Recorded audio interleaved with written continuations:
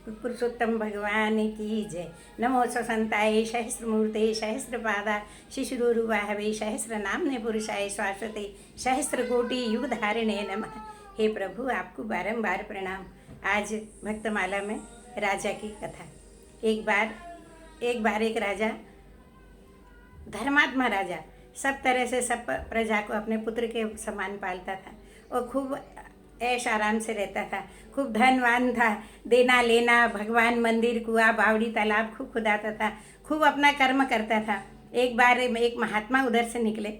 उन्होंने कहा, राजा के घर आए। राजा ने उनका खूब आदर किया, सत्कार किया, उनको भोजन कराया। उसके बाद उनकी सेवा करके उनसे पूछा कि और बताओ, मेरे को कुछ काम करना हो तो कोई सत्कर्म ऐसा बताओ। ये कर्म तो मैं करता ही हूँ, तो कोई सत्कर्म बताओ जिसके करने से मेरा मोक्ष हो। ये तो सब मैं धन वैभव यश राजा हूँ इसलिए कर रहा हूँ, पर मेरा मोक्ष कैसे होएगा।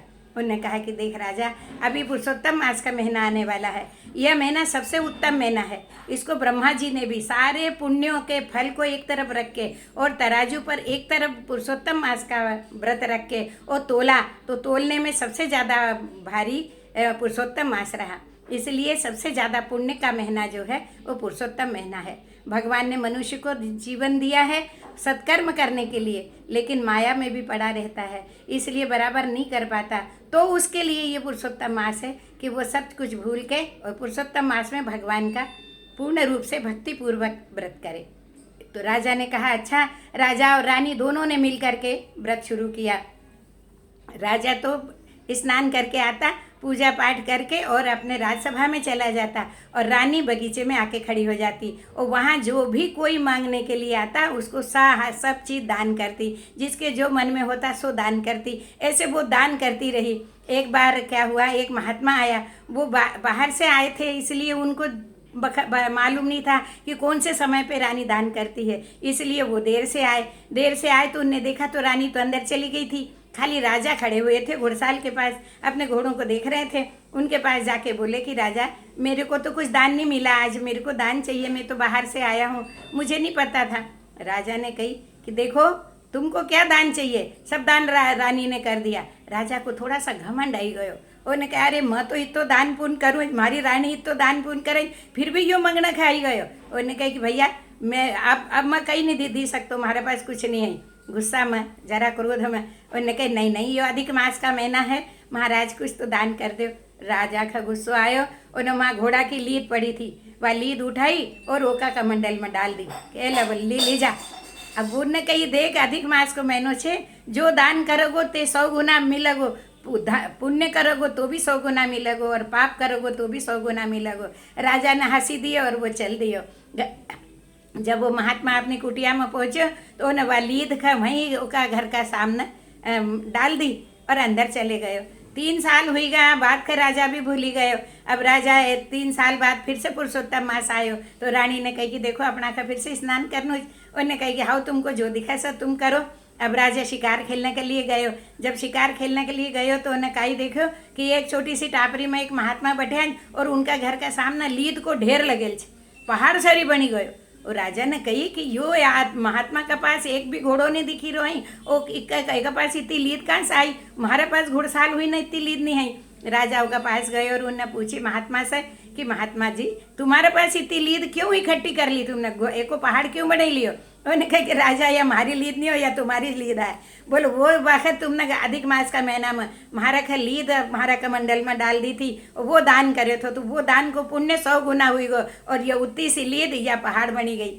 ओ राजा घबराई गो, हे भगवान, यू हमारे से काई हुई गो, पाप हुई गो हमारे से, तो अब मैंने इतना पुण्य करे वही सब बेकार हुई जाएगा, या लीद का आ गए, या लीद में तो सारा पुण्य भर देगी। अब काई करूँ भगवान, ये हमारे का कसो मिलेगो, ये लीद समय को छुटकारो कसो मिलेगो, यू पाप मारो कब कटेगो। उन्होंने कही कि देखो तो राजा, तुम ऐसो कोई काम करो कि कोई तुम्हारी बुराई करे, कोई तुम्हारी निंदा करे, जो निंदा करोगो उसके पास या लीद चली जाएगी।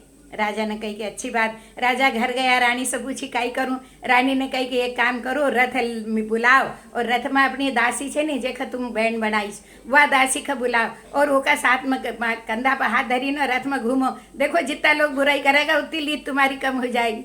रानी ने दासी का कपड़ा पहन लिया और वह दासी का रानी का कपड़ा पहन दिया और राजा रथ पर बैठी गयो और ओका कंधा पर हाथ डाली न रथ चलायो। जैसे ही रथ चलो आगे लोगों का और देखो तो बोले राजा की मति भ्रष्ट हुई गई, इतनी अच्छी रानी का छोड़ दी और ये दासी का साथ रथ में घूमी रहे।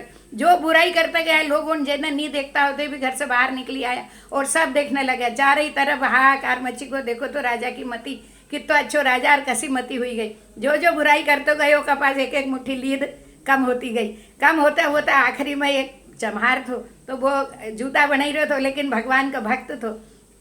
ओकी वो पत्नी ने आईने कही कि देखो तो सरी राजा का और बोला मत ओकी एक मुट्ठी लिए तो बची ते हमारे पास आई जाएगी।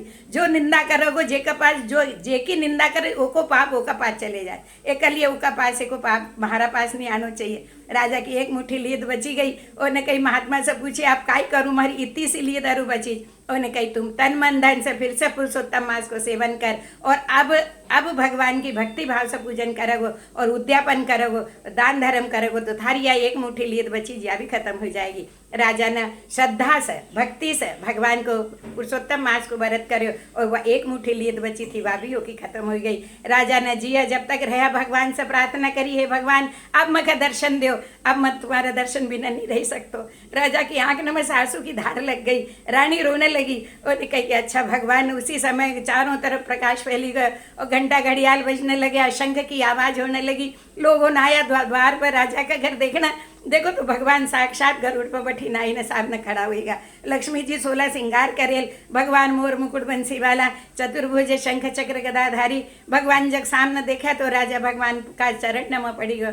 हे भगवान मारे से बहुत बड़ी गलती हुई गई थी, मैंने तुम्हारे पुरुषोत्तम मास को महत्तम नहीं समझो, एकल मैं इतना दुख में पड़े रहे। हे भगवान अब मारो उद्धार करो। भगवान ने कही अरु थोड़ा साल तू जी ले और यो व्रत सब दूर बता, जो जो यो व्रत करेगो उसको भी पुण्य तू खमी लगो और अंत में समय में थारे लिए झंझन करता विमान आएगा और तू विमान पर बैठी ने ऊपर रह जाएगो। भगवान की बात सुनी ने सब लोग ने दर्शन करा। भगवान तो अंतर ध्यान हुईगा और राजा ने भगवान की भक्ति में अपना बेटा का राजपाट दीन और जंगल में चले गया। भगवान ओका ऊपर प्रसन्न हुआ, ओका पीछे सब लोग ने दर्शन दिया। बस हे पुरुषोत्तम भगवान हमसे कोई गलती हुई गई हो, भूल हुई गई हो तो हमका क्षमा कर जो और अंत में हमारा का दर्शन दीजो। बाड़ी बाड़ी सोना की बाड़ी जहाँ बैठी करण कुमारी काई मांगे दूध पूत भात मांग कपाल भरी कुकु मांगे गला भरी गलसनी मांगे हाथ भरी चूड़ा मांगे पाँव भरी बिच्छा मांगे पाँव पति को राज मांगे छोरा की कमाई मांगे बहू को बरूसी मांगे दासी को दासे मांगे कीरखान को भोजन मांगे चंदन की लकड़ी मांगे 11 को दिन मांगे गंगा को तीर मांगे वैकुंठ को वासो मांगे।